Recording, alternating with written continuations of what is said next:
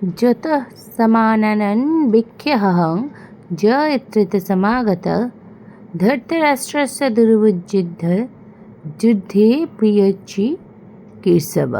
অর্থাৎ আমি দেখতে চাই ধৃতরাষ্ট্রের দুর্বুদ্ধি সম্পন্ন পুত্রদেরকে সন্তুষ্ট করার জন্য কারা এখানে যুদ্ধ করতে এসেছে।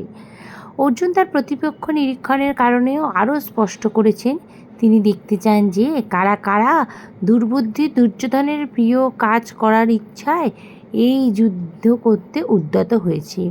এখানে দুর্যোধনের প্রতি দুর্বুদ্ধি বিশেষণ ব্যবহার করে অর্জুন যুদ্ধের কারণ হিসাবে কৌরবদের অন্যায়কে দায়ী করেছেন। एवमुक्त ऋषिकेश गूढाकेशन भारत সেনায়ুভয়োর্মধ্যে স্থপিয়ত্য রথোত্তমম। অর্থাৎ সঞ্জয় বললেন, হে ভরত বংশধর, অর্জুন কর্তৃক এইভাবে আদিষ্ট হয়ে শ্রীকৃষ্ণ সেই উত্তম রথটি চালিয়ে নিয়ে উভয় পক্ষের সৈন্যদের মাঝখানে রাখলেন।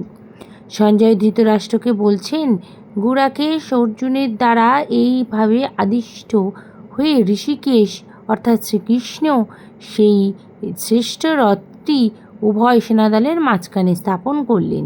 শ্রীকৃষ্ণ অর্জুনের ইচ্ছা পূরণ করেছেন, যা পরবর্তী ঘটনার পটভূমি তৈরি করবে।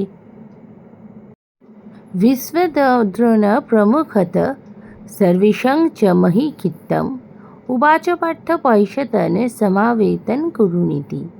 অর্থাৎ ভীষ্ম, দ্রোণ প্রমুখ পৃথিবীর অন্য সমস্ত নেতাদের সামনে ভগবান ঋষিকেশ বললেন, হে পার্থ, এখন সমস্ত কৌরবদের দেখো। শ্রীকৃষ্ণ রথটি এমন জায়গায় স্থাপন করলেন যেখানে থেকে ভীষ্ম, দ্রোণ এবং অন্যান্য সকল রাজার সামনে কৌরবদের স্পষ্টভাবে দেখা যায়। তারপর তিনি বললেন, হে পার্থ, এই সমবেতন কৌরবদের দেখো। শ্রীকৃষ্ণ এই কাজটি আপাতদৃষ্টিতে সাধারণ হলেও এর ফলেই অর্জুনের মনে মোহ ও বিষাদের সৃষ্টি হবে। পরবর্তী পার্ট দেখতে নেক্সট ভিডিওর জন্য অপেক্ষা করুন।